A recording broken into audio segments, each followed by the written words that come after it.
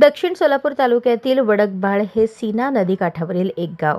या नदीकाठावरील अनेक गावांमध्ये अतिवृष्टी आणि महापुरामुळे घरात पाणी आणि मोठ्या प्रमाणात शेतीचे नुकसान झाले. या गावामध्ये जीवनावश्यक वस्तू आणि शैक्षणिक साहित्य मोठ्या प्रमाणात याचेही नुकसान झाले.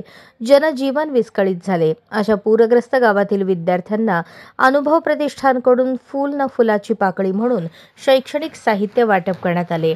महिलांना सॅनिटरी पॅड्सचे देखील वाटप करण्यात आले.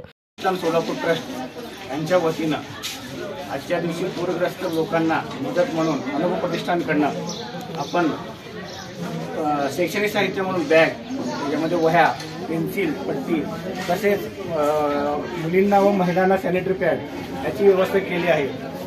अजून ह्याच्या व्यतिरिक्त जी ते मदत आहे हे आपण तुम्हाला पुढील इतकी नाही आहे, पण आपल्याकडनं फुल नाही फुलाची पाकळी म्हणून थोडंफार तुम्हाला सहकार्य आपल्या शाळेसाठी जो शैक्षणिक साहित्य मिळालेलं आहे, खरोखरच सर हा तुमचा उपक्रम अतिशय स्तुत्य आहे आणि आम्ही तुमचे आभार मानतो सर्व शिक्षक स्टाफ आणि मुख्याध्यापक. यावेळी मदत करण्यासाठी अनुभव प्रतिष्ठानचे महिला अध्यक्ष श्वेता कालदीप, संगीता नागणसुरे, दिव्या कालदीप, महेश भाईकट्टी, गणेश कालदीप, शिवानंद नागणसुरे, शिवानंद भाईकट्टी, संतोष शिवशिंपी, सोमनाथ कालदीप आदी उपस्थित होते.